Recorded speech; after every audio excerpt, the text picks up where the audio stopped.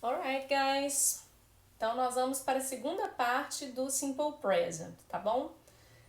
A gente vai falar das estruturas de presente simples para frases negativas e também para perguntas e respostas curtas, tá bom?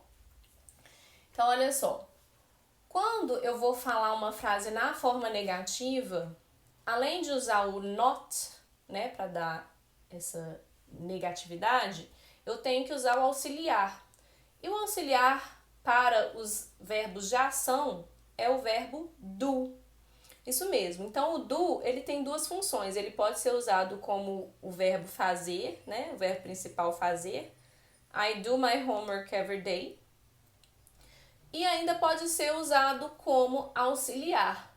I do not do my homework every day. Olha só, nessa frase que eu acabei de dizer, eu usei o do duas vezes. A primeira, I do not, né? A contração seria don't. Eu estou usando ele como auxiliar para indicar que aquela frase está na negativa. E o segundo, do, é o verbo principal fazer, tá bom? Então, não é redundância, isso aí. Porque você está usando o mesmo verbo com funções diferentes, alright? Eu sei que sou um pouquinho estranha, até porque a gente não usa esse tipo de auxiliar no português, mas é algo que você vai se acostumar, tá bom? Então, olha só. I, we, you, they. A gente vai usar o auxiliar do. Para negativa, do com not, do not. E aí eu posso contrair falando don't, né? E aí o que acontece? O verbo continua na forma base, tá bom? Então, ó. I do not have breakfast. We don't do house chores. You don't have to stay. They don't hate each other. Ok? Só que a gente viu que o he, she, it, eles têm uma forma diferente, né? E aí o que acontece? Quando a gente vai usar a frase na negativa e também na pergunta, que a gente vai ver logo em seguida, a gente precisa de usar o auxiliar. E aí é o seguinte, gente, toda vez que eu tenho um auxiliar na frase, é o auxiliar que indica em qual tempo verbal que aquela frase está sendo usada, tá bom? Então, ou seja, quando for he, she, it, o auxiliar tem que mudar. Então, o do não termina com o, é aquela regrinha de acrescentar s, vira does, tá bom? E aí, então, o verbo fica na forma base, porque você não tem que flexionar duas vezes, né? O auxiliar já flexionou, então o verbo principal fica na forma base. Então, olha só. He does not travel by plane. She doesn't cry easily. It doesn't eat a lot. Eu também posso falar he doesn't do his homework every day. He doesn't do. Então aí eu tenho does com not, né? Que é o que? O auxiliar. E o do, que é o verbo principal, também não há redundância, tá bom?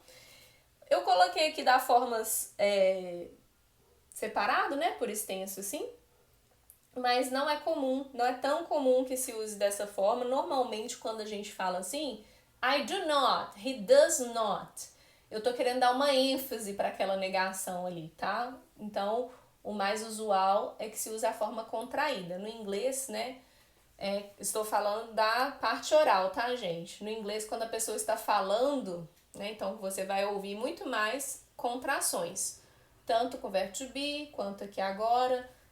Enfim, se puder contrair, você vai contrair na hora de você falar e aí você vai escutar também a contração muito mais. Se estiver usando solto assim na hora da fala, é porque a pessoa está querendo dar uma ênfase, alright? E aí é diferente na forma escrita. Se for uma escrita informal, por exemplo, você está mandando um e-mail para um amigo, para um familiar, ou uma mensagem no WhatsApp, ou você está postando alguma coisa nas suas redes sociais aí beleza, você pode usar as contrações, você pode usar as gírias e tudo mais, né? Agora, se você estiver fazendo uma escrita formal, por exemplo, um texto, pode ser um artigo, né? Uma prova, então aí a gente não usa contrações. No caso da prova, a gente vai usar só caso o exercício da prova esteja pedindo para você usar contração. Fora isso, não use, tá? Então, ó, escrita formal não se usa contração, ok? Então, continuando. Eu vou apagar aqui porque agora nós vamos então falar sobre as perguntas. Então, olha só. Quando eu falei com vocês do verbo to be, eu comentei com vocês que no inglês, para fazer uma pergunta, não é somente mudar a entonação igual a gente faz no português, né? A gente tem que indicar na frase que nós estamos fazendo uma pergunta. E aí, claro, gente, que eu tô falando da norma culta, tá bom? Se aparecer de uma outra forma, sei lá, num filme, numa série, numa rede social, então lembre-se de diferenciar, tá bom? O coloquialismo da norma culta. Mas então, voltando, se eu tô fazendo uma pergunta em inglês, eu preciso indicar, né? Além de mudar a minha entonação, a voz fica um pouquinho mais aguda, eu preciso indicar que aquilo é uma pergunta. E como eu faço isso? Eu vou no verbo to be era invertendo. Agora, com os verbos de ação, é usando justamente o auxiliar, que foi o que a gente acabou de ver, né? Então, ó, quando for I, you, we, they, a gente vai usar do. Do I, é estranho, né? Eu, perguntar como eu, mas normal, acontece. Do I, do you, do we, do they, pararam, pararam. Vou colocar um exemplo com you aqui. Do you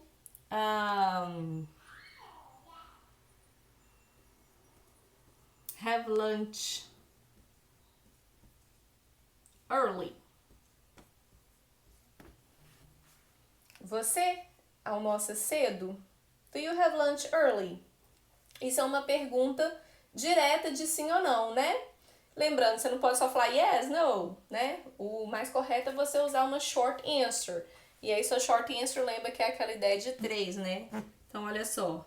Yes, I do. Ou então, no, I don't. Tá bom? Eu também posso fazer perguntas usando as WHs, porque eu tô precisando, na verdade, não é uma resposta sim ou não, eu quero uma informação específica. Então, o que acontece? Eu coloco a WH primeiro, ou aquela expressão com WH, depois eu vou usar o auxiliar, depois o sujeito, depois o verbo principal. Se precisar de um complemento, eu coloco lá. What do you do? Essa é a pergunta que nós usamos para perguntar, para questionar a pessoa sobre a ocupação dela. What do you do? O que você faz? Ela pode responder usando o verbo to be mesmo, né? Por exemplo, I am a teacher. Ou posso também usar I work as a teacher. Enfim, tem algumas formas diferentes de responder. Mas o que eu quero dizer é o seguinte. Na maior parte das vezes, o verbo que a gente usa na pergunta, a gente também usa na resposta, caso a gente tenha que dar uma resposta completa. Mas não é todas as vezes, né? Principalmente o do. O do é o verbo fazer, então é um verbo amplo, né? E aí você vai responder o que você faz. No caso aqui, como eu tô falando de profissão, é comum que se use com o verbo to be. Eu sou, né? Alguma coisa. Você pode falar I am a student. Enfim, ok? Beleza. Agora, quando for he, she ou it, você já viram então que eu tenho que modificar o auxiliar, né? Então, eu vou usar does. Does he, does she, does it. Pararam, pararam. Então, eu vou colocar até um nome agora, ó. Does John enjoy parties? Então, eu tô perguntando assim, ó. O John curte festas? Resposta curta, né? Yes, he does. E aí, na minha resposta curta, eu preciso usar o pronome, tá? Se for não, no, he doesn't. Lembra de usar a contração na negativa, porque a ideia é de 3 palavrinhas, né? Where does she live? Onde ela mora? She lives in Belo Horizonte. Ok, people? Então é isso aí. Depois eu vou gravar um vídeo para você sobre as perguntas negativas, tá bom? Porque eu vou usar verbo to be de exemplo e vou usar os verbos de ação. Alright, guys. Thank you so much. See ya!